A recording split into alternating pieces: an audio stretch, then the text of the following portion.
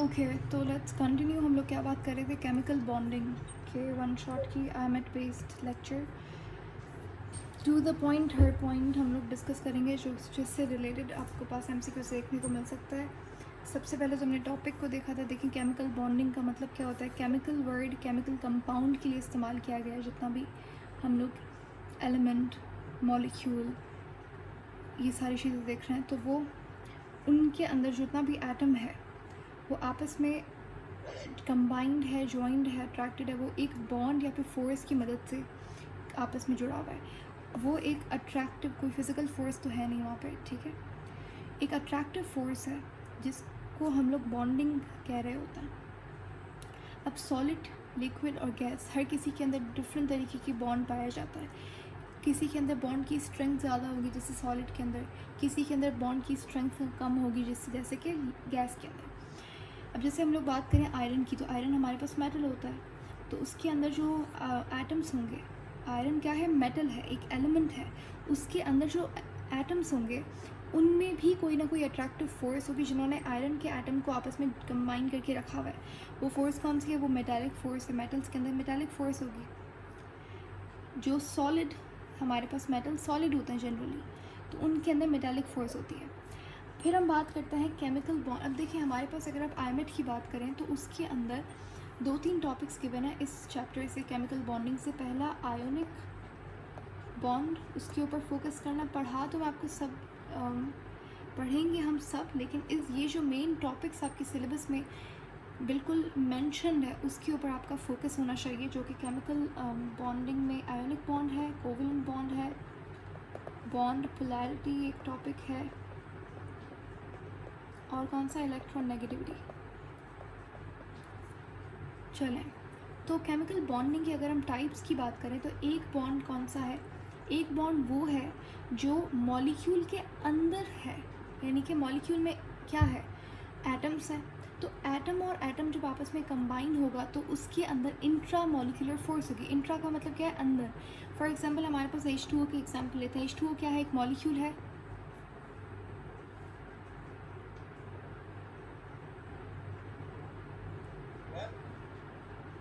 Ji,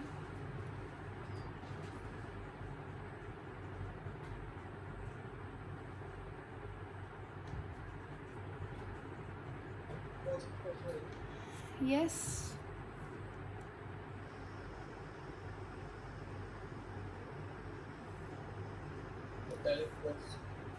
sorry, can you repeat? मुझे समझ नहीं आ रहा आप क्या कहना चाह रहे हैं।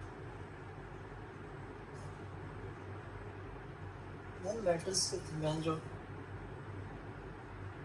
मेटालिक फोर्स होगी, नॉन मेटल्स के अंदर कौन सी फोर्सेस हैं? ओके, उसको हम देखते हैं अभी जस्ट थोड़ी देर में, ठीक है। पहले आप ये समझ लें, मेन वो आएगा अभी थोड़ी देर में। इतनी बात समझ आ गई कि मॉलिक्यूल के अंदर जो फोर्स है वो इंट्रा यानी कि अंदर, मॉलिक्यूल के अंदर इंट्रा मॉलिक्यूलर फोर्स होगी। जैसे कि H2O एक मॉलिक्यूल है, तो बीच में ऑक्सीजन, यहाँ पे हाइड्रोजन आ गया, यहाँ पे भी हाइड्रोजन का एटम आ गया। तो यहाँ पे जो फोर्स होगी, ये जो फोर्स है ये कौन सी है? इंट्रा मॉलिक्यूलर फोर्स है।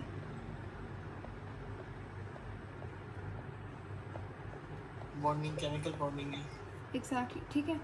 अब दूसरा जो एक हम लोग अगर मोटा मोटा समझें कि केमिकल बॉन्ड का कितना टाइप है, तो 2 टाइप है। एक वो जो कि मॉलिक्यूल के अंदर है, एक वो जो कि मॉलिक्यूल के दरमियान में है। समझ आ रही है बात कि बिटवीन मॉलिक्यूल कौन सी बॉन्ड होगा? वो होगी कौन सी? Intermolecular force. Intermolecular force का दूसरा नाम है, जैसे कि हमने बायो में हम लोग पढ़ते हैं कि ऑक्जेंटिक सेल है। ऑक्जेंटिक सेल का दूसरा नाम पेराइटल सेल है, उसका काम होता है HCl रिलीज़ करना। बात एक ही है। उसी तरीके से इंटर मॉलिक्यूलर फोर्स का दूसरा नाम क्या होता है? वंडर वाल फोर्सेस। सही है क्या प्रोड्यूस करता है जी। Wonder wall? क्या प्रोड्यूस करता है? वंडर वाल कोई प्रोड्यूस नहीं करता, ये एक फोर्स है जो कि मॉलिक्यूल के दरमियान में होगी है।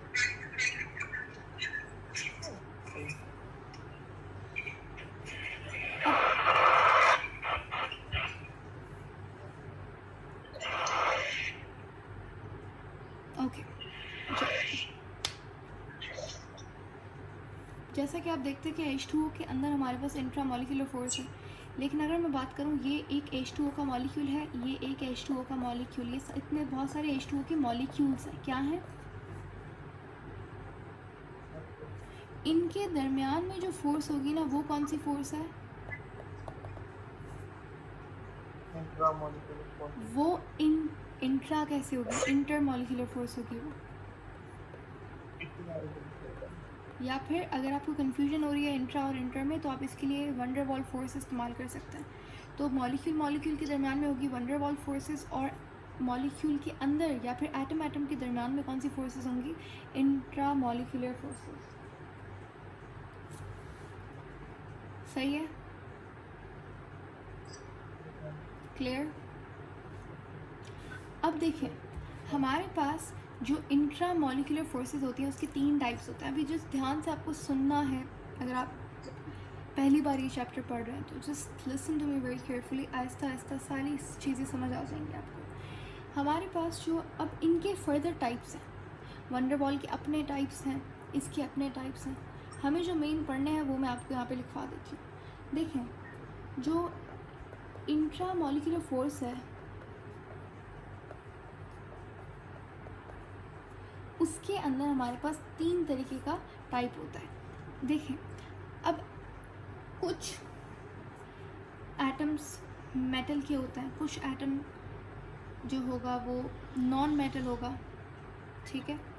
तो या तो पीरियोडिक टेबल अगर आप देखें, पीरियोडिक टेबल में या तो एक एलिमेंट मेटल होगा या तो एक एलिमेंट नॉन मेटल होगा, या तो एक दूसरा भी होता है जिसको हम लोग कहते हैं जो सेमीकंडक्टर्स होता है।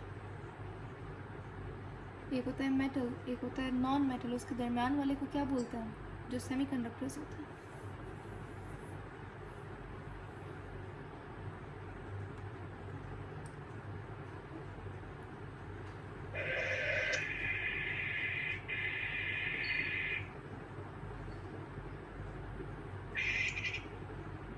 हाँ जी, बताएं।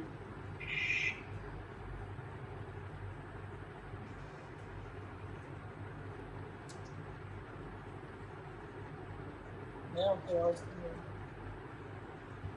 I am waiting for your answer के जैसे हमारे पास पीरियोडिक टेबल है,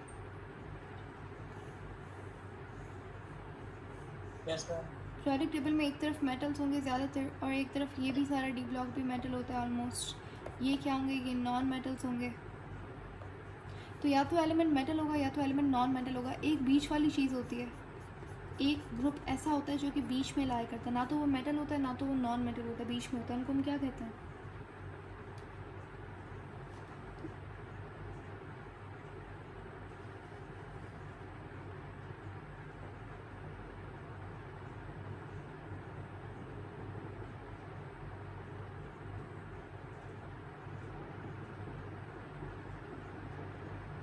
आपकी आवाज नहीं आ रही।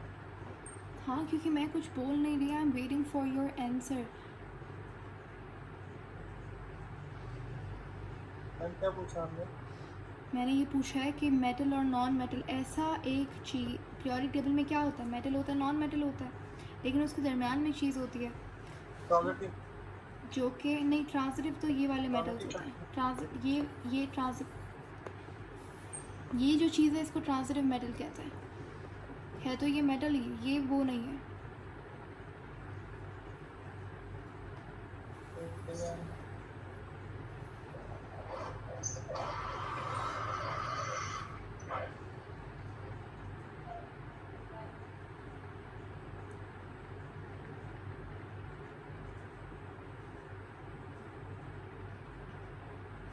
अच्छा, आपने boron, silicon, germanium, arsenic, antimony, इनके नाम सुने होंगे,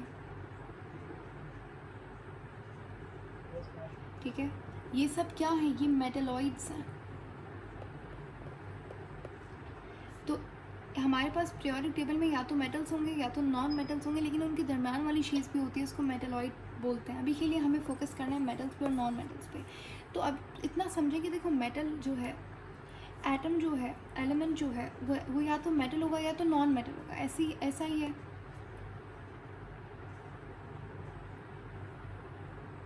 यस मैम। अगर हम बात करते हैं इंट्रामोलिकुलर फोर्सेस की, तो अगर तो जो फोर्स हमारे पास मौजूद है नॉन मेटल, एक नॉन मेटल एलिमेंट है और दूसरा भी नॉन मेटल एलिमेंट है, तो उन दोनों के दरमियान में जो बॉन्डिंग होगी वो कौन सी बॉन्डिंग, वो कौन सी इंट्रामोलिकुलर फोर्स होगी, वो कोवेलेंट बॉन्ड होगा।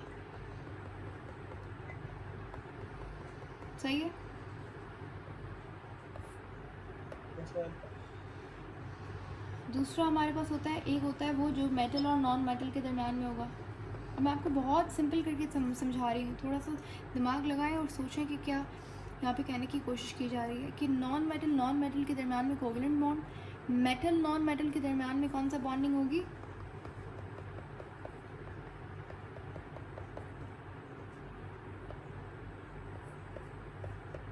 कौन सी बॉन्ड है ये,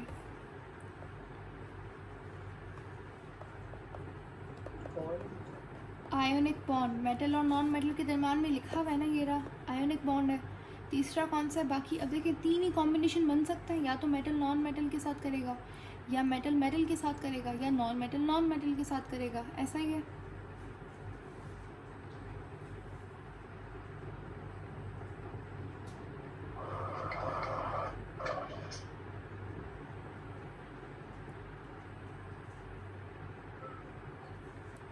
तो मेटल मेटल के दरमियान में कौन सी बॉन्डिंग होगी, मेटालिक बॉन्डिंग।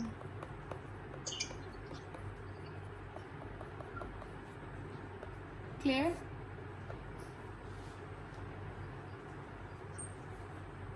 Yes ma'am.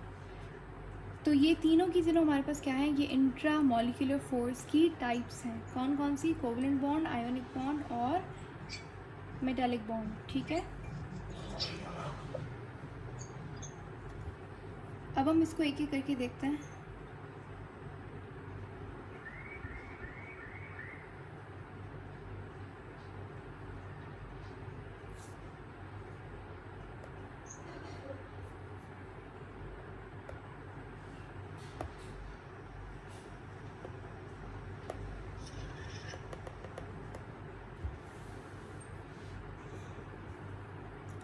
सबसे पहले हम देखेंगे जो कि आपके सिलेबस का पार्ट भी है, वो है ionic bond. Ionic bond is what, intramolecular force या इंटरमोलिकुलर फोर्स या van der Waals force. Intramolecular force, और किसके दरमियान में होगी,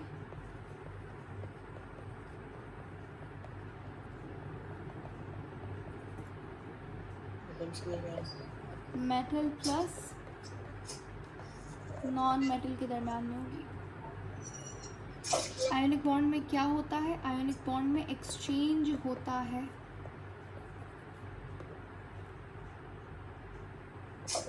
इलेक्ट्रॉन।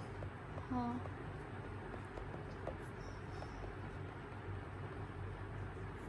एक्सचेंज होता है इलेक्ट्रॉन का from one atom to another atom. ठीक है, अब जाहिर सी बात है, एक एटम जो है, ये समझ लो एटम नंबर 1 है जिसको हमने नाम दे दिया A, ये एटम नंबर 2 है जिसको नाम दे दिया B। अब किसके दरमियान में है, ये मेटल के दरमियान में है और नॉन मेटल के दरमियान में। तो A समझ लो मेटल है, तो B क्या है,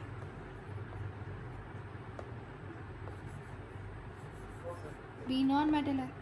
तो एक एटम इलेक्ट्रॉन को डोनेट करेगा, एक एटम इलेक्ट्रॉन को गेन करेगा।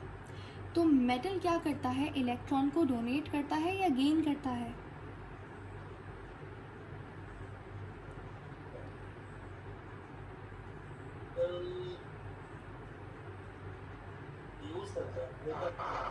हाँ। तो मेटल क्या करता है, मेटल की, अच्छा मेटल की साइज़ बड़ी होती है, मेटल्स की साइज़ बड़ी होती है नॉन मेटल्स के मुकाबले। और मेटल्स क्या करते हैं, मेटल्स हमारे पास इलेक्ट्रॉन को डोनेट करते हैं, याद रखिएगा हमेशा। मेटल्स का एक तो साइज़ बड़ा है, तो न्यूक्लियस से दूर चला गया वैलेंस इलेक्ट्रॉन, तो आसानी से लूज़ कर देगा। अभी जो इलेक्ट्रॉन है ये चला जाएगा किसके पास, नॉन मेटल के पास। और यहाँ पे हमारे पास क्या हो गया, एक्सचेंज हो गया इलेक्ट्रॉन का। और ये जो बॉन्ड बना है, ये कौन सा बॉन्ड है, ये आयोनिक बॉन्ड है। तो जो एटम इलेक्ट्रॉन को देता है वो हमेशा कौन सा है, वो मेटल होगा। जो लेगा इलेक्ट्रॉन को वो नॉन मेटल लेता है। अच्छा, तो जो एटम इलेक्ट्रॉन को देगा, डोनेट करेगा, जो मेटल है उसके ऊपर कौन सा चार्ज आएगा, पॉजिटिव चार्ज। और इसके ऊपर नेगेटिव चार्ज। जो पॉजिटिव चार्ज वाला है उसे आप क्या बोलेंगे, उसे आप कैटाइन बोलेंगे। तो मेटल हमेशा क्या होता है, कैटाइंस बनाते हैं। नॉन मेटल्स को क्या बोलेंगे हम, एनाइंस बनाएंगे वो। अब इसका हम एग्जाम्पल लेते हैं, हम लेते हैं एग्जाम्पल सोडियम क्लोराइड का। सोडियम क्या है, metal non metal? Metal. Good. Chlorine हमारे पास गैस है, नॉन मेटल है। मेटल ज़्यादातर क्या होता है, सॉलिड्स होता है, सॉफ्ट सॉलिड होंगे या सॉलिड होंगे। और नॉन मेटल ज़्यादातर क्या होता है, गैसेस और लिक्विड्स होता है। तो अब हमारे पास जो नॉन मेटल है, तो सोडियम के ऊपर पॉजिटिव चार्ज है, नेगेटिव चार्ज? सोडियम का पॉजिटिव, क्लोरीन के ऊपर नेगेटिव चार्ज। तो लूज कर रहा है। एग्जैक्टली। अब अगर मैं पूछूं ओवरऑल सोडियम क्लोराइड पे चार्ज क्या है, overall charge, overall charge zero है, ज़ीरो चार्ज है। क्यों? क्योंकि ये पॉजिटिव नेगेटिव आपस में कैंसिल हो जाएगा, तो ओवरऑल मेरे पास नेट चार्ज क्या हुआ, ज़ीरो हो गया। तो ये जो मॉलिक्यूल बनाया है ये क्या है, ये न्यूट्रल है। अब मैं यहाँ पर कुछ इम्पॉर्टेंट पॉइंट्स आपको याद करवा रही हूँ, इम्पॉर्टेंट पॉइंटर्स। सबसे पहले आयोनिक बॉन्ड को हम क्या बोलेंगे, आयोनिक बॉन्ड को हम क्या बोलेंगे, इलेक्ट्रोस्टैटिक बॉन्ड भी बोलते हैं, दूसरा नाम है इसका इलेक्ट्रोस्टैटिक बॉन्ड। सही है। आयोनिक बॉन्ड के अंदर क्या होता है, एक्सचेंज ऑफ इलेक्ट्रॉन्स होता है।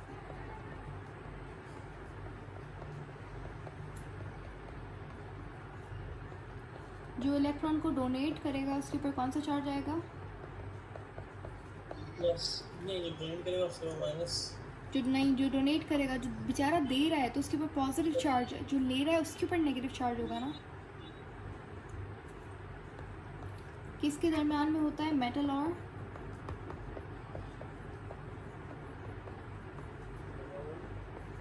नॉन मेटल के दरम्यान में।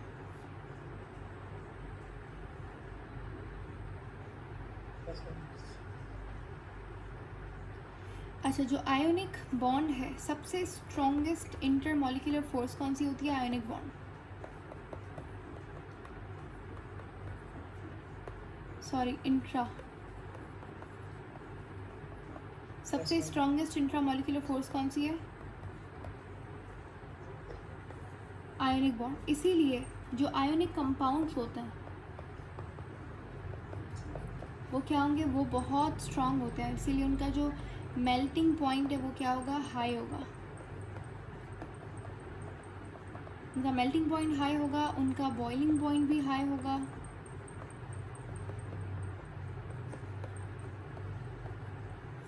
सही है।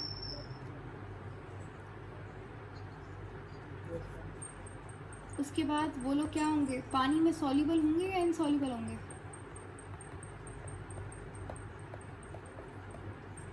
वाटर।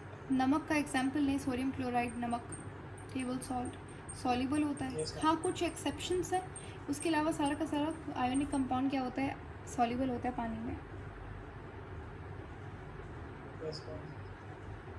उसके बाद हम बात करते हैं कोवलेंट बॉन्ड की।